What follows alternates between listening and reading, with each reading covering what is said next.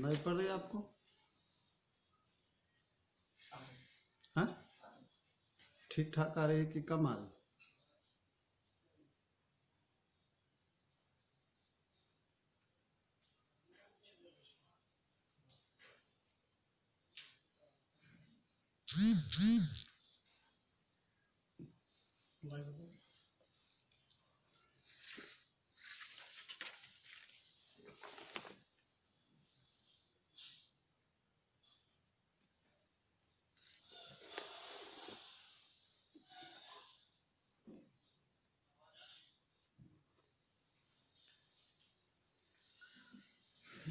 सभी साथियों को नमस्कार।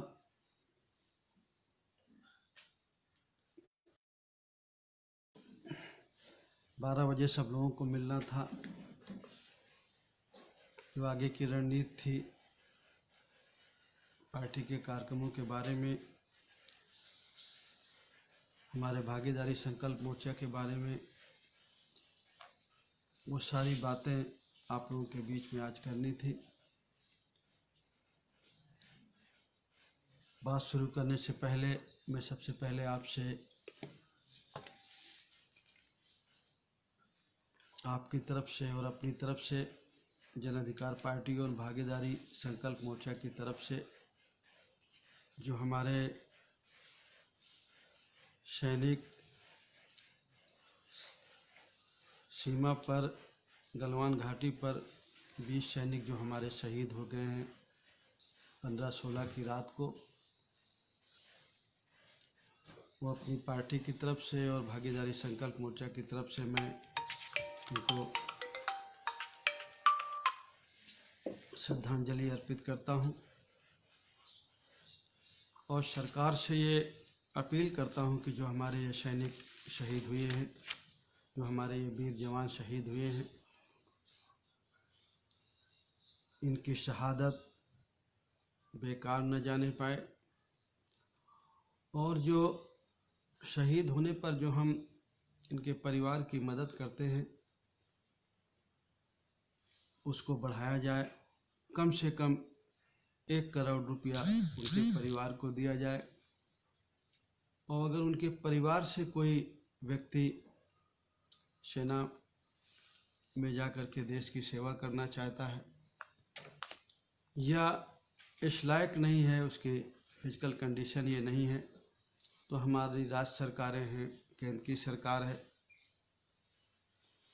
तो उन परिवार को कम से कम एक आदमी को नौकरी देने का जरूर काम करें। अगर उनके पास मकान नहीं है उनके परिवार के पास, तो मकान भी देना चाहिए ताकि जो हमारे बच्चे सीमा पर शहीद हो रहे हैं, जो हमारे जवान सीमा में शहीद हो रहे हैं, उनके परिवार के लोगों को लगे कि हमारे जो देश की सरकार है, प्रदेश की सरकार है और जो हमारे देश के लोग हैं वो उनकी शहादत को याद करते हैं, नमन करते हैं और आज भी उनके बच्चे के न रह जाने के बाद भी पूरा देश और सरकार उनके साथ खड़ी है। इसलिए मैं चाहूँगा कि सरकार उनके परिवार का जरूर ध्यान दे। साथियों, हम लोगों ने 1 जून से 7 जून तक जो सरकार की जन विरोधी नीतियां थी, पिछड़े और दलित पर जो अन्याय हो रहे थे, अल्पसंख्यक पर अन्याय हो रहे थे, मजदूर भाइयों की जो परेशानियां थी, जो इस लॉकडाउन की वजह से उन्हें उठानी पड़ी 2.5 महीनों में, 3 महीनों में, जो हमारे किसान भाइयों की परेशानी थी,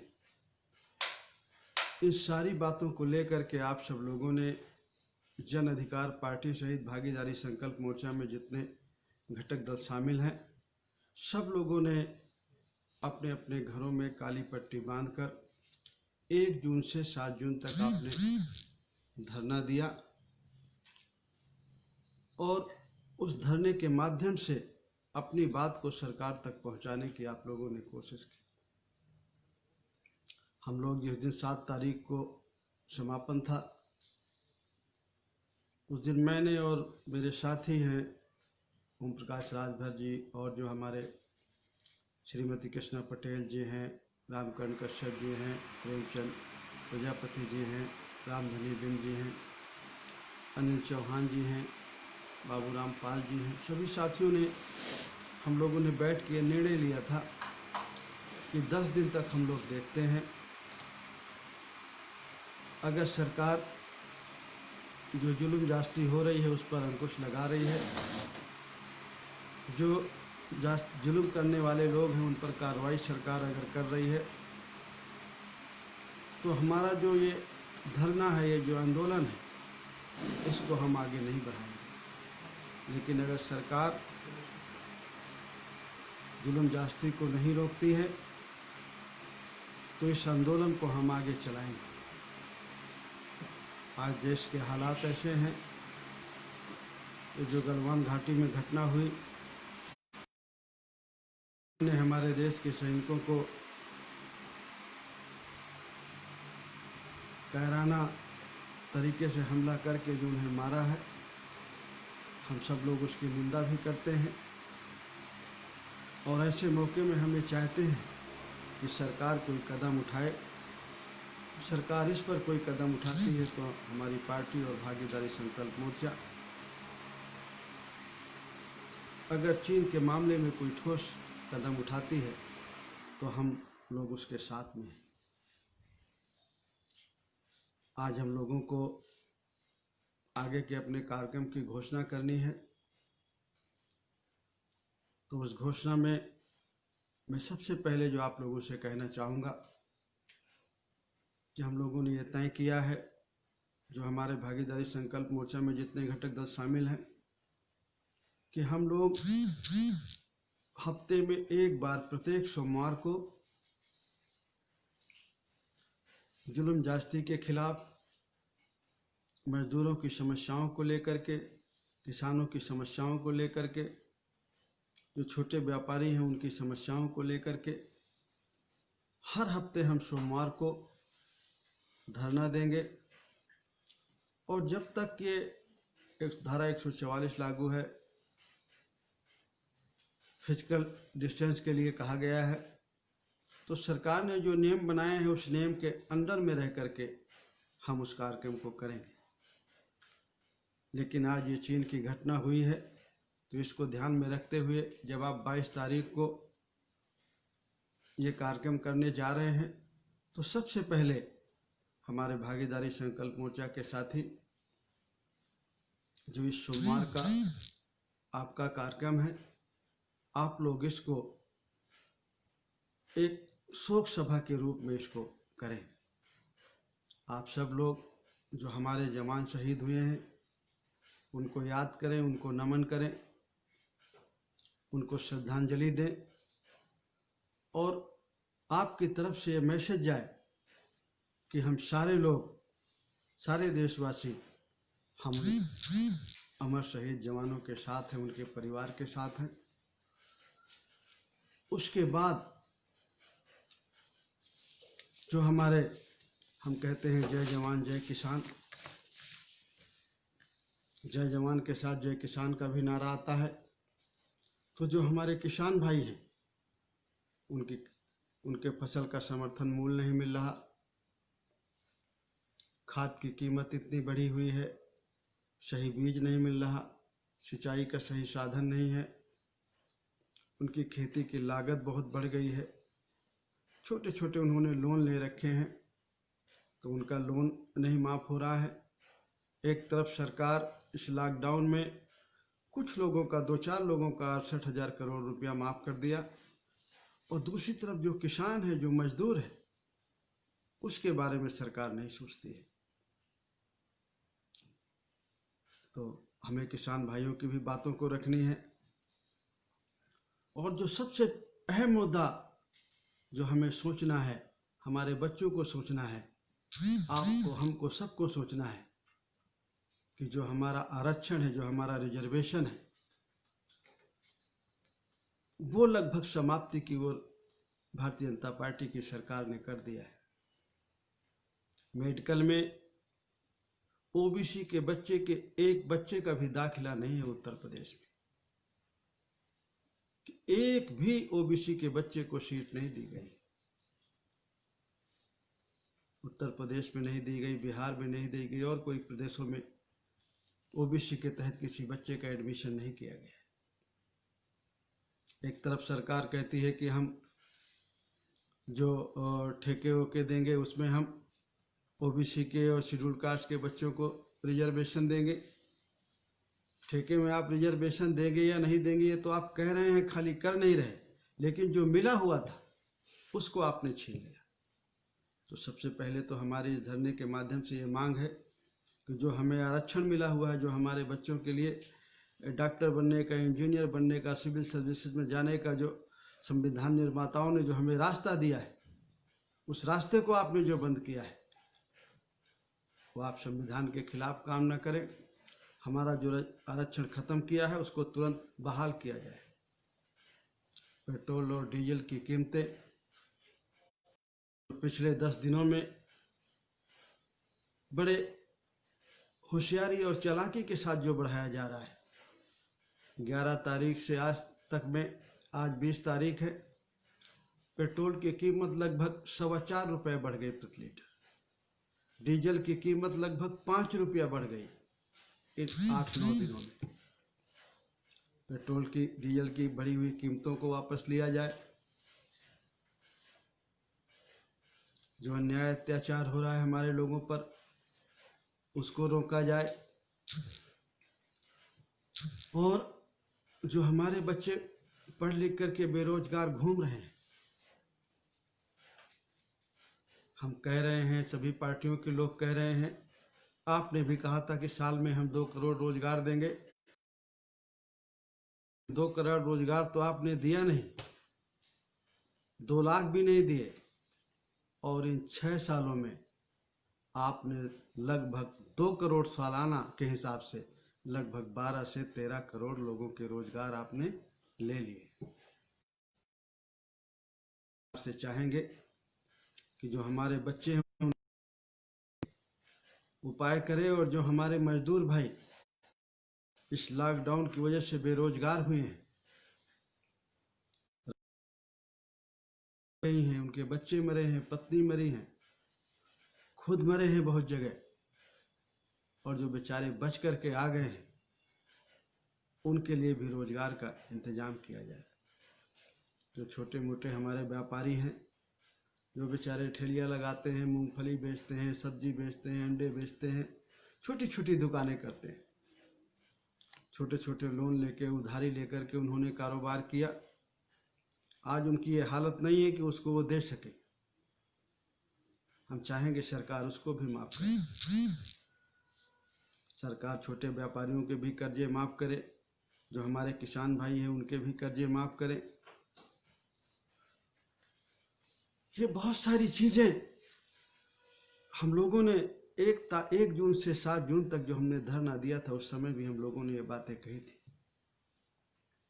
लेकिन सरकार इतनी ढीठ हो गई है कि सरकार गरीब और कमज़ोर के बारे में सोचने की भी जहमत नहीं उठाती।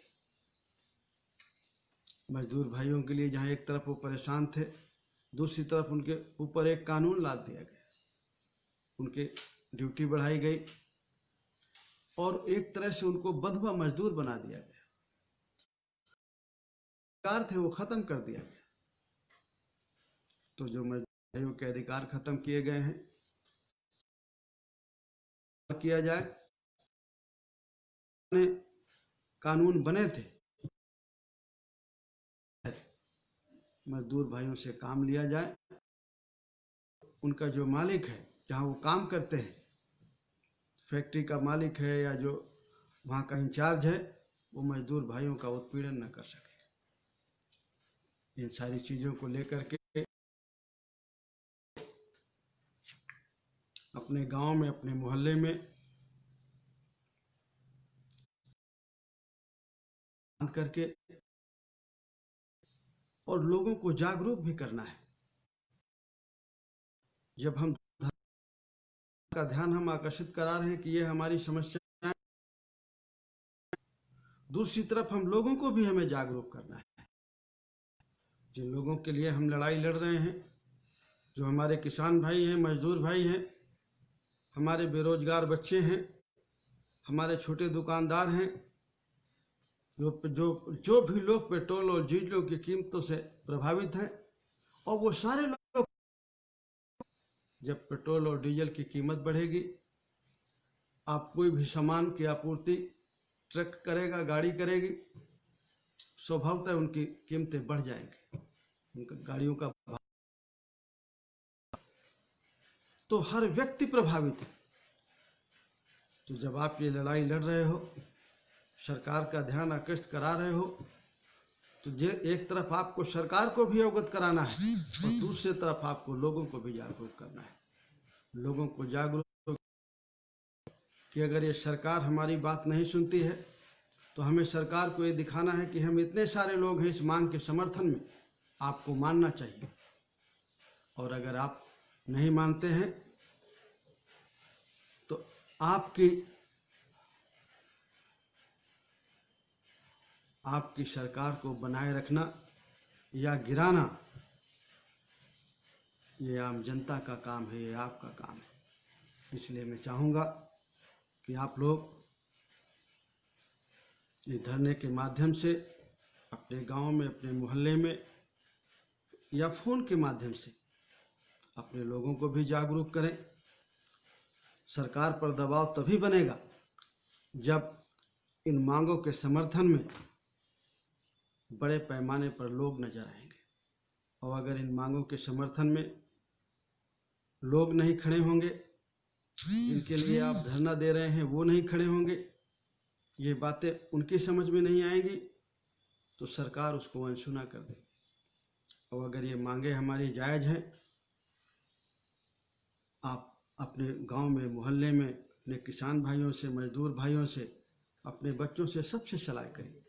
अगर ये मांगे हमारी वाजिब है तो सब उस मांग के समर्थन में खड़े हों। यही बातें मुझे आपसे कहनी है कि जब आप 22 तारीख को अपने कार्यक्रम की शुरुआत करेंगे तो सबसे पहले आप लोग जो हमारे वीर जवान शहीद हुए हैं उनकी श्रद्धांजलि से अपनी शुरुआत करेंगे। और एक तरह से हम ये भी मानते हैं कि हम इस सोमवार को हम सांकेतिक धरना देंगे। हम पहला जो हमारा कार्यक्रम है, ये हमारे जो गलवान घाटी में हमारे सैनिक शहीद हुए हैं, इनको श्रद्धांजलि देंगे हम। और जो हमारी संघर्ष की शुरुआत है वो सांकेतिक होगी सोमवार को 22 को, और अगले सोमवार से हम इसे तेज करेंगे। मुझे पूरा भरोसा है कि आप जो हमारे सभी साथी हैं, जो मैंने आप लोगों के बीच में ये बातें रखी हैं, उन बातों पर आप जरूर ध्यान देंगे। खास करके अन्याय अत्याचार को लेकर के जो हमारे भागीदारी संकल्प मोर्चा के सम्मिलित सभी साथी रोज़ इस बात को उठाते हैं। मैं अभी बांदा में प्रतापगढ़ के बाद जो हमारे कुर्मी समाज के ऊपर घटना हुई, जहां हमें नहीं जाने दिया और ऊपर से मुकदमा लिखा, जबकि हमने कोई कानून का उल्लंघन नहीं किया। उसके बाद मैं एक दिन बांदा जिले में कालिंजर थाना है, वहाँ पर एक प्रजापति समाज के व्यक्ति की हत्या कर दी गई। वो बेचारा 65 साल का आदमी भैंसों को ढूंढने के लिए गया था, वहीं पर उसकी हत्या कर दी गई। और कोई ऐसी जगह, कोई ऐसा जिला बाकी नहीं है जहां पर हमारे लोगों के ऊपर जुल्म ज्यादती नहीं होती है। अभी गाजीपुर में एक लड़की के साथ रेप हुई, FIR नहीं लिखी गई, उसने बेचारे ने आत्महत्या कर ली। उसके बाद एक आदमी को पुलिस वालों ने पकड़ा। अभी महोबा में एक पहाड़ में मजदूर काम कर रहे थे। पहाड़ के मालिक ने मजदूरों से ज़बरदस्ती ब्लास्टिक करने वाली वो जो बारूद होती है वो लगवाया, जबकि ये मजदूर का काम नहीं होता है, ट्रेंड लोग इसमें काम करते हैं, ये अलग से ट्रेंड लोग होते हैं। लेकिन ठेकेदार ने ज़बरदस्ती मजदूरों से सुरंग करवाई, होल करवाया, उसमें बारूद भरवाई और उसका विस्फोट वाली जो तार होती है उसका कनेक्शन कराया। बारिश हो रही थी, बिजली गरज रही थी, अचानक विस्फोट हो गया और 3 मजदूरों के, जो कुशवाहा समाज के थे, उनकी जानें चली गई और 3-4 लोग बड़े बुरी तरह जख्मी हो गए। पहाड़ मालिक ने जख्मी को ले गया झांसी, 4-5 घंटे इलाज कराया और बिना उनसे पूछे फिर उन्हें डिस्चार्ज करके उनके घर में छोड़ दिया। उनके यहाँ भी गया था मैं परसों और मैंने देखा कि जो बेचारे घायल हैं उनकी कितनी दर्दनाक स्थिति है। उसके बाद वो देखने भी नहीं आए और कोई अभी उनको क्षतिपूर्ति भी नहीं मिली। एक तो नियम विरुद्ध काम, मुकदमा करना चाहिए थे वहाँ के प्रशासन को, एसपी को, डीएम को, मुकदमा नहीं हुआ। थोड़े थोड़े पैसे का लालच दे के उनसे राजीनामा में दस्तखत कराया जबरदस्ती, बाद में कहा हम दे देंगे और आज तक नहीं दिया है। पूरे प्रदेश में जो गरीब और कमजोर लोग हैं, पिछड़े हैं, जो दलित हैं, जो अल्पसंख्यक हैं, उनके ऊपर अन्याय अत्याचार हो रहा है। इस लॉकडाउन का फायदा उठा करके कोई कहीं जा नहीं पाया, कोई किसी का हालचाल नहीं पूछ पाया और उनके लिए कोई लॉकडाउन नहीं रहा। कहते हैं हमारी सत्ता है, हम जो चाहें वो कर सकते हैं, और उस लॉकडाउन का फायदा उठा करके उन्होंने बड़े पैमाने पर हमारे लोगों का उत्पीड़न किया। तो इस धरने के माध्यम से हमारी जो सबसे पहली मांग है कि अन्याय अत्याचार रोका जाए, हमारे रिजर्वेशन से, आरक्षण से छेड़छाड़ न किया जाए, जो मेडिकल में समाप्त किया गया है उसे बहाल किया जाए, पेट्रोल डीजल की कीमतों को तुरंत बढ़ी हुई कीमतों को वापस लिया जाए, हमारे जो बेरोजगार बच्चे हैं उनके रोजगार के बारे में सोचा जाए, जो किसान हैं, जो गरीब हैं, उनका कर्ज माफ़ किया जाए, खाद और बीज उनको उचित रेट पर मिले, और जो छोटे मझोले व्यापारी हैं उनका भी कर्ज माफ़ किया जाए। इन्हीं सारी बातों के साथ मैं अपनी बात समाप्त करता हूँ, इस आशा और विश्वास के साथ कि जो भागीदारी संकल्प मोर्चा ने जो ये कार्यक्रम तय किया है, सभी जो हमारे साथी हैं, जिम्मेदार पदाधिकारी हैं, पूरी मेहनत से, ईमानदारी से एक कार्यक्रम को सफल बनाएंगे। और जो ये 22 का पहला सोमवार है, इसमें आप हमारे जो जवान शहीद हुए हैं उनकी श्रद्धांजलि बनाइए और ये सांकेतिक रखिए, और अगले सोमवार से हम इसको तेजी से करेंगे और फिर इसको तेजी से आगे और आगे और आगे बढ़ाते चले जाएंगे। और ये जब तक सरकार हमारी मांगों को मानती नहीं है, और अगर नहीं मानती है तो जब तक इसको हम उखाड़ के फेंक नहीं देंगे, तब तक ये आंदोलन हमारा जारी रहेगा। बहुत बहुत धन्यवाद। नमस्कार।